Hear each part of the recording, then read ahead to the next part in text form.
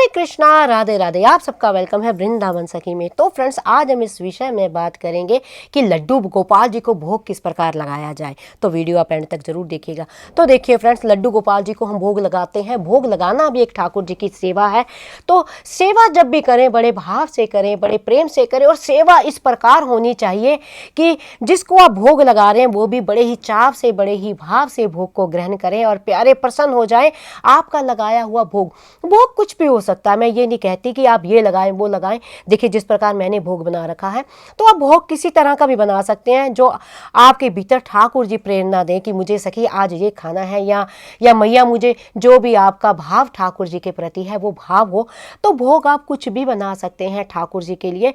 तो वो भोग लगाने का सही तरीका क्या है? जब भी ठाकुर जी को भोग लगाएं, इस तरह आप थाली ठाकुर जी के आगे परोसी। देखिए, जिस तरह थाली मैंने परोसी है, और जो भी आप व्यंजन बना रहे हैं, जो भी भोग लगा रहे हैं, उसके बीच में तुलसी दल अवश्य होना चाहिए। देखिए, जिस तरह से मैंने तुलसी दल डाला है।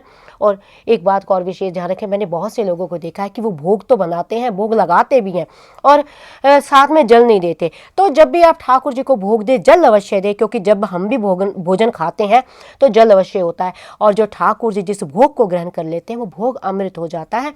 तो भोग आप जो भी लगाएं, साथ में जल अवश्य रखें और तुलसी दल उसमें अवश्य लगाएं और भोग ठाकुर जी के आगे रखें। और भोग रख ही नहीं देना है। भोग ठाकुर जी को आपने किस प्रकार खिलाना है? देखिए, सबसे पहले इस तरह से आपने ठाकुर जी के आगे ऐसे ग्रास जो भी आपने बनाया है उसको लेना है। और जो जो आपने बनाया है, मान लीजिए ये सब्जी मैंने बनाई है, और ठाकुर जी को अपने हाथ से पवाएं बड़े भाव से। क्योंकि जो ये हमारे लाला हैं, बड़े भाव, कहते हैं ना, भाव का भूखा हूँ मैं और भाव केवल सार है, भाव से मुझको भजे सो भव से बेड़ा पार है। तो यानी इस तरह से भोग ठाकुर जी के मुख में आप रखें, बारी बारी जो जो सब्जी आपने बनाई है, और एक एक ग्रास करके इन सारी सब्जियों का आपने इस तरह से ठाकुर जी को आपने भोग लगाना है।